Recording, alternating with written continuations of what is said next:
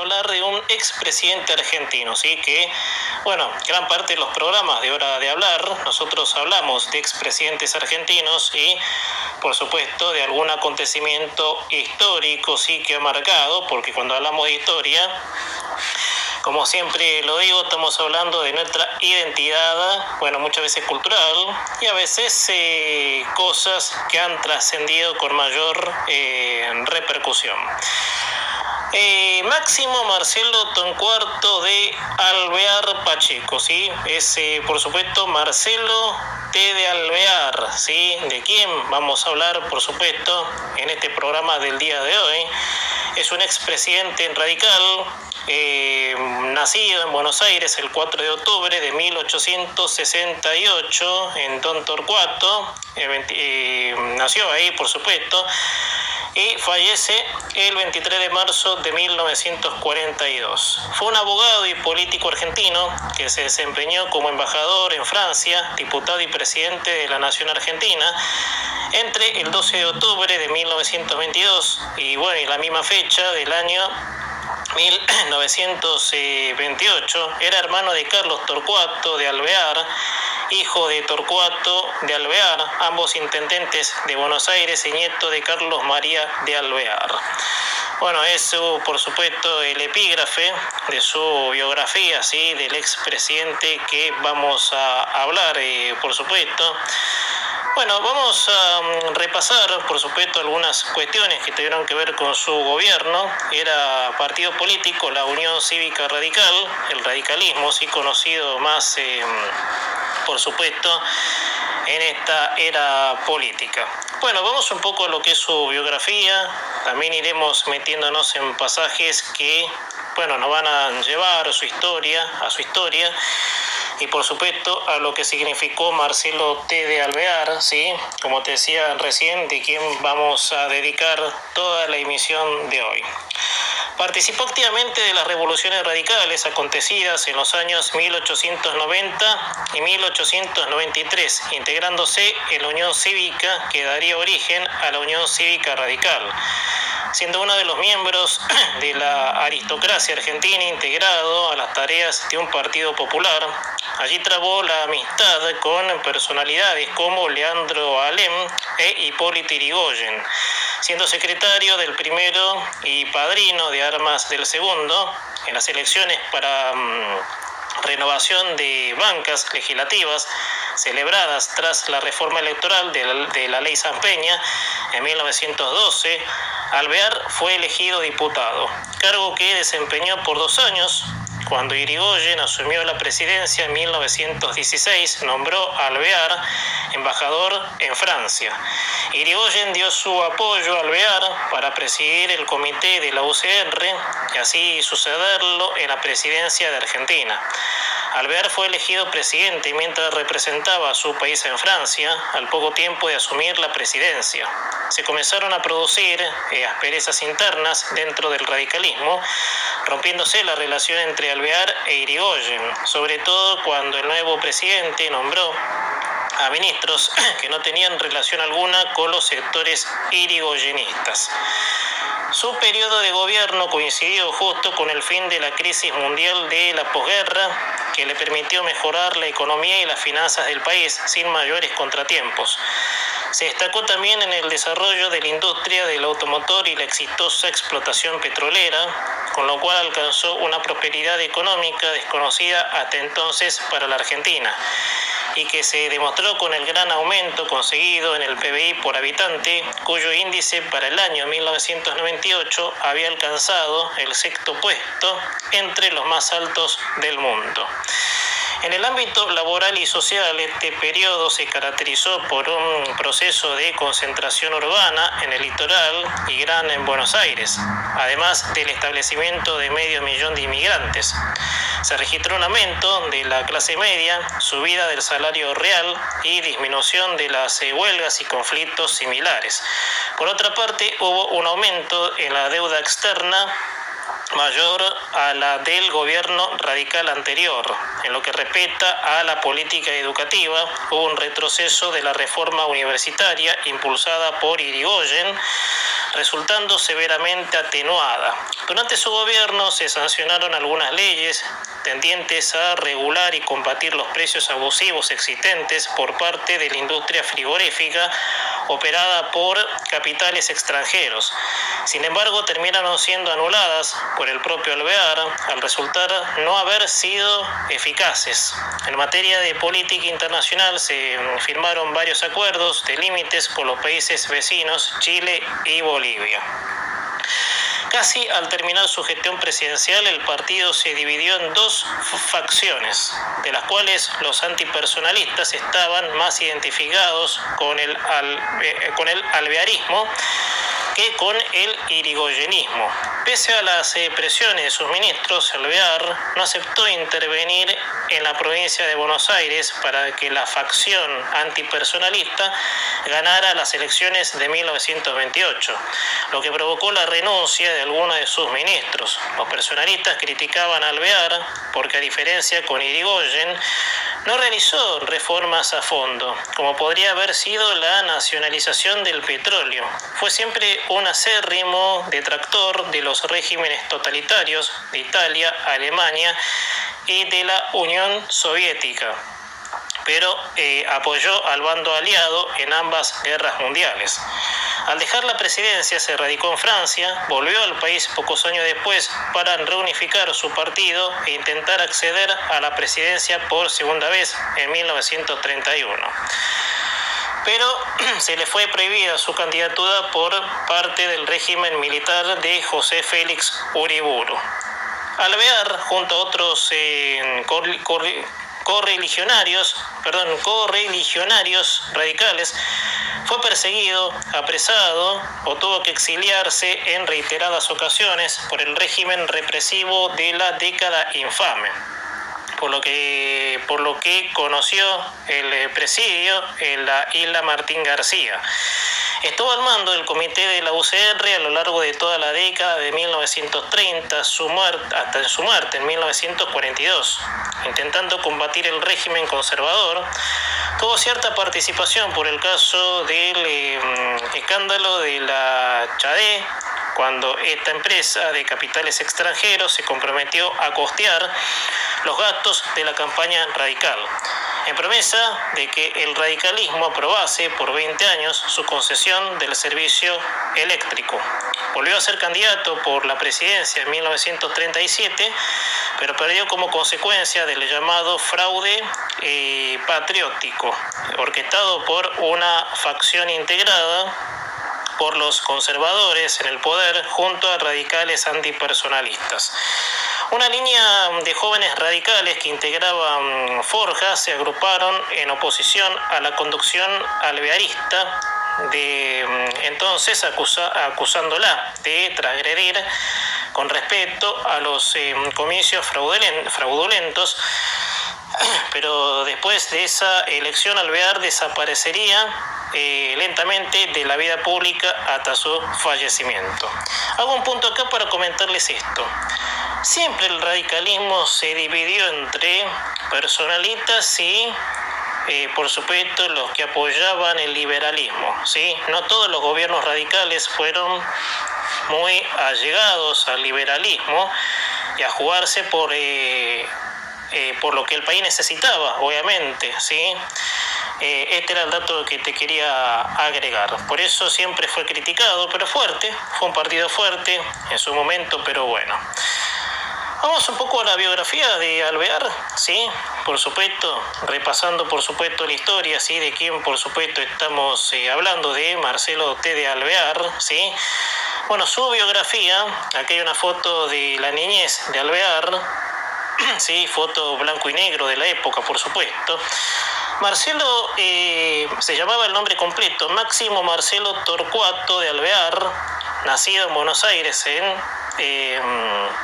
el 4 de octubre de 1868, descendía de una acaudalada familia de origen español y de gran trayectoria política. Su bisabuelo, Diego de Alvear y Ponce de León, español, nacido el 13 de noviembre de 1749, participó en la fijación de límites con el Brasil y llegó a ser brigadier general de la Real Armada Española en 1770.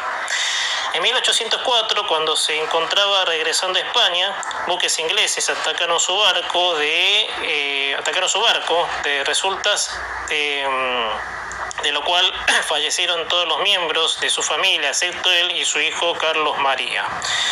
Su abuelo, Carlos María de Alvear, llegó a ser director supremo de las Provincias Unidas del Río de la Plata y comandante del Ejército Nacional en la Guerra de Brasil. Casado con una andaluza, tuvo 10 hijos, de los cuales el quinto fue padre de Marcelo Torcuato de Alvear, nacido en Montevideo en 1822, que fue el primer intendente de la ciudad de Buenos Aires. En 1854, Torcuato de Alvear había contraído matrimonio con María Elvira Dolores Pacheco, hija del general Ángel Pacheco, con la que tuvo 7 hijos, de los cuales 3 fallecieron en plena infancia. Los hijos supervivientes tuvieron el nombre de Carmen, Ángel, Carlos y Marcelo, respectivamente. Carlos Torcuato de Alvear fue, como su padre, intendente de Buenos Aires. La juventud de Alvear, ¿sí? La juventud de Alvear, ¿sí? Aquí hay fotos, obviamente, que se encuentran, ¿sí? Junto a sus familiares. Y su juventud fue la típica de un joven de la aristocracia. Frecuentaba los distintos circuitos de la noche porteña, los cuales iban desde los respetables teatros del centro de la ciudad de Buenos Aires a lugares de encuentro de dudosa reputación. Ingresó en el Colegio Nacional de Buenos Aires en el año 1879. Sus estudios fueron muy irregulares. Terminó segundo y tercer año solo en 1881. 2 años después, el cuarto y quinto, concluyendo sus estudios en 1885. Sin embargo, había terminado el bachillerato en el Colegio Nacional de Rosario en febrero de 1886. Solicitó al doctor Manuel Obarrio, decano de la Facultad de Derecho de la Universidad de Buenos Aires, que lo matriculase como estudiante regular para estudiar Derecho. En ese mismo año fracasó en introducción al derecho, pero aprobó Derecho Internacional Público. Fue rindiendo las materias con regularidad, sin aplazos y con altas calificaciones, sobre todo en los cursos sobre Derecho Civil. Finalmente, en 1891, apenas un año después del fallecimiento de su padre, obtuvo su diploma como abogado. El joven Alvear, junto a sus compañeros de estudio y amigos, entre los cuales se encontraban los futuros políticos radicales, José Luis Cantilo, Fernando Saguier y Tomás Le Breton, integraron un grupo con cierta fama de alborotadores públicos, bien digo. Algunos de esos altercados terminaron incluso con algunos de sus integrantes de la banda en la cárcel. Bueno, acá hay una foto, ¿sí? Alvear, que se encargó de organizar el meeting en el Jardín Florida el 1 de septiembre de 1889. La concurrida reunión ayudó a popularizar a Leandro Alem y fue el lugar en donde se llegó a idear la revolución del parque. A fines del siglo XIX, muchos jóvenes como Alvear fueron partícipes de ejercicios bélicos ante un eventual conflicto armado con Chile por diferentes interpretaciones del Tratado de 1881 que establecía los límites territoriales con Chile, lo que además produjo una carrera armamentística entre ambos países. Aunque el conflicto nunca sucedía, en su breve paso por el ejército llegó al grado de teniente coronel. Además, entre 1896 y 1897 llegó a comandar el Cuarto regimiento de infantería dotado de 800 soldados y divididos entre 1 y 2. Batallón bajo las órdenes del teniente coronel Tiscornia, con el que tomó parte en las maniobras militares de Curumatal, cerca de Pihue. Vamos un poco a la carrera política de Alvear. Por supuesto, acá se encuentra en una foto blanco y negro, ¿sí? Cuando fue graduado en 1891, entre ellos están, Alvear. Se encuentra con Tomás de Bretón y Leopoldo Meló, obviamente, que son, gente del entorno. Alvear tuvo una destacada actuación al organizar con éxito el meeting en el Jardín Florida el 1 de septiembre de 1889. Reunión que ayudó a popularizar entre la juventud porteña a Leandro Alem, quien se encontraba retirado de la vida pública desde los años 1880. En esta reunión también se ideó la Revolución del Parque. Alvear se encargó de la organización del evento, el cual tuvo gran concurrencia inmediatamente después de la reunión en el Jardín Florida. Alvear comenzó a trabajar como secretario de Alem y lo acompañó también tras la fundación en 1890 de la Unión Cívica. A su vez, fue vocal y luego presidente del Club del Socorro, miembro de la comisión directiva de la Unión Cívica y secretario de su comité nacional. No existen muchos registros de la actuación de Alvear en la Revolución del Parque, ya que este actuó de forma anónima. Hay una foto también en blanco y negro, siempre porque son fotos de la época. Miembros de la Revolución del Parque con Alvear, estaban allí José Crotó, Enrique Pérez, Luis Basail, Tomás Valle y Mariano de la Riesta. Este levantamiento cívico-militar produjo la renuncia del presidente Miguel Juárez Celman, reemplazado por el vicepresidente Carlos Pellegrini. Fue en vísperas de esta revolución cuando Aristóbulo del Valle propuso como jefe de la policía para la ciudad de Buenos Aires a un pariente de Alem, Hipólito Yrigoyen, quien había sido comisario. Esto puso a Yrigoyen en contacto con varias personalidades del civismo como Alvear, Labretón, Yanis y Cenillosa. Alvear e Yrigoyen se siguieron viendo en el Café de París y en las reuniones de comités. Yrigoyen siempre conservaría un especial aprecio con Alvear, incluso en los últimos años de su vida, aun cuando años atrás ambos dirigentes radicales estuvieron enfrentados. Alvear comenzó a organizar comités, participó en revoluciones, recorrió el interior del país para realizar giras y planificó reuniones y acciones de propaganda. Este tipo de vida política no era excepcional para un joven con su origen social. Los firmantes de los sucesivos encuentros de 1889 y de los años inmediatamente posteriores fueron también miembros de familias más tradicionales, quienes empezaban a lanzar a la acción política. Luego de la Revolución del Parque, decidió asistir al curso que daba el crítico literario Ferdinand Bruneteire en la Universidad de París, ya que el joven consideró que su cultura era escasa.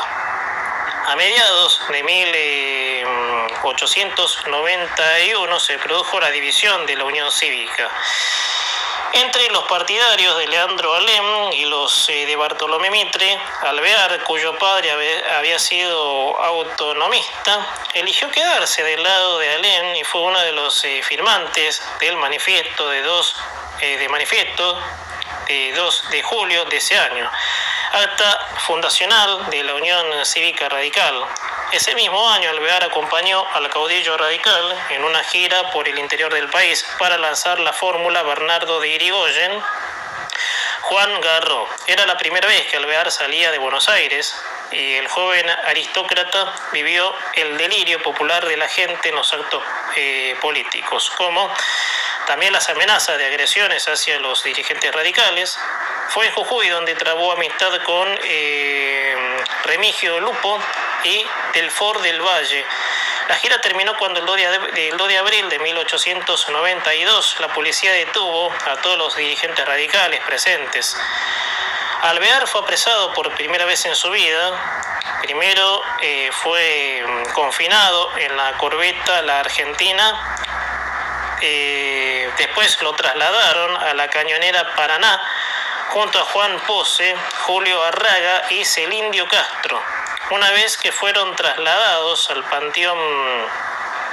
pontón en Rossetti, donde se encontraban apresados todos los dirigentes radicales, incluyendo a Alem, los presos fueron deportados a Montevideo el 27 de mayo, regresó al país.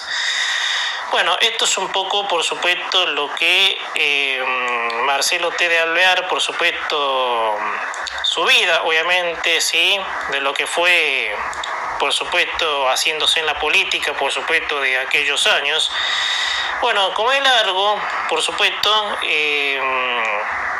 esto me gustaría ir en estos 9 minutitos que me van a ir quedando, buscar un poco de la presidencia concreta de Alvear, ¿sí?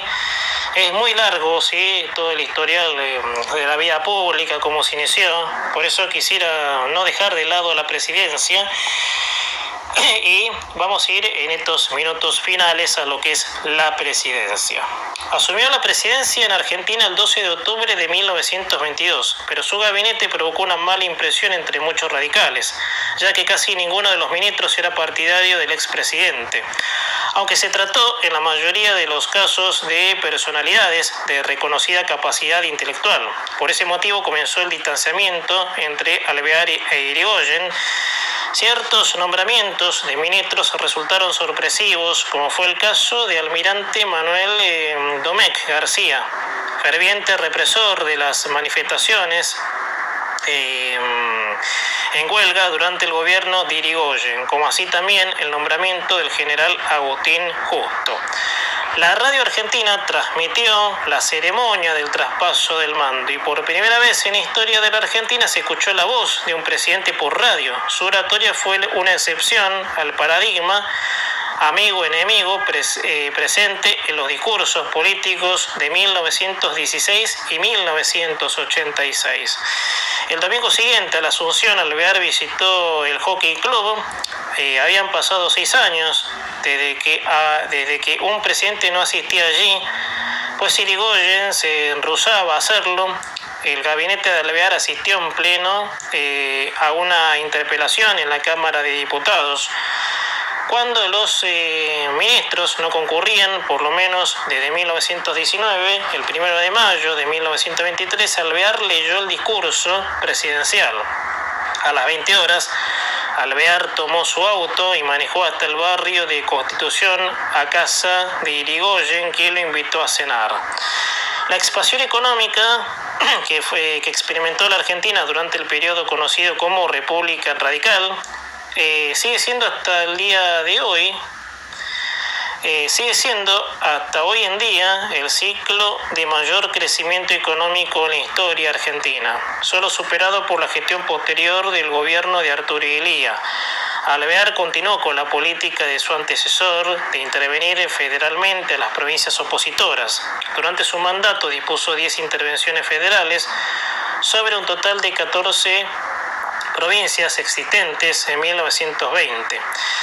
Intervino 7 por decreto y 3 por ley, entre ellas Tucumán en 1923, Mendoza 1924, San Juan 1925, 2 veces a Santiago del Estero en 1924 y 1928, La Rioja 1924 y 1925, Jujuy 1923, Catamarca 1928 y Salta también 1928. Política económica. Su periodo de gobierno comenzó justo cuando terminaba la crisis mundial de la posguerra, lo cual permitió mejorar la economía y las finanzas sin mayores contratiempos. La economía argentina alcanzó durante su gobierno la situación más próspera que jamás haya tenido en su historia el PBI por habitante para 1928 alcanzó el sexto puesto entre los más altos del mundo, ¿sí? Momento de oro para la Argentina, agregando este dato. Y la renta aumentó en casi 100.000 millones de pesos oro. Además, durante 3 años el intercambio comercial había sido positivo. Estas condiciones se dieron fundamentalmente gracias al favorable frente externo. La reactivación posterior a la Primera Guerra Mundial produjo que los países europeos compraran las cosechas argentinas. Por ello, el gobierno de Alvear se centró en las políticas agroexportadoras, sobre todo en carnes y cereales. Hubo un gran crecimiento en las áreas sembradas con cereales, especialmente en la pampa húmeda. Para 1925 la Argentina cubría el 72% de la exportación mundial de lino, el 66% de maíz y el 50% de la carne, el 32% de la avena, el 20% del trigo y harina. También aumentaron exponencialmente aquellos cultivos industriales como el algodón, que pasó de 2.000 hectáreas en 1914 a 122.000 en 1930. Además creció el área sembrada de yerba mate, maní, arroz, vid, caña de azúcar y tabaco. Por otro lado, el gasto público total ascendió del 8,5% en 1920 al 13% en 1929, con lo que el déficit de la Administración Nacional llegó a superar el 4% del Producto Bruto. Pese a los favorables indicadores económicos, su gestión despertó críticas entre los irigoyenistas, quienes pensaban que Alvear no seguía el legado de Irigoyen al no intentar restituir aquellas tierras fiscales ocupadas al Estado Nacional, o al no nacionalizar el petróleo. El 23 de diciembre de 1925 entró en funcionamiento la gran refinería fiscal ubicada en La Plata. El coronel Enrique Mosconi fue seleccionado director de la empresa y durante los 8 años en que permaneció al frente llevó la empresa estatal a un progreso y continuo desarrollo extraordinario. La deuda pública externa creció notoriamente en comparación a la gestión radical anterior. Para 1928 había llegado a los 1.763.000, ¿sí? Eso, por supuesto, de pesos por imperativo de los empréstitos estadounidenses contraídos durante el lutro alvearista. Bueno, da para mucho más la historia, pero bueno, ya estamos concluyendo, ¿sí? Y realmente, bueno, recién estaba leyendo un pasaje, y ya termino con esto, sobre cómo la Argentina había crecido, ¿no? Cómo que el mundo en esa época, en los años 1928, 1930, el mundo vivía la desgracia de tener guerra mundial, ¿sí? Donde muchos países participaron. Hablando de esto, no podemos dejar de lo que está pasando hoy con Rusia y Ucrania, donde, bueno, el dictador Putin, obviamente siguiendo con su imperialismo, quería, bueno, dominar las tierras ucranianas. Bueno, eso ya está trayendo muchas consecuencias, pero bueno, estamos obviamente más o menos comparándolo con la historia. Buena semana para todos, buen fin de semana. El próximo viernes seguimos con más historia en Hora de Hablar.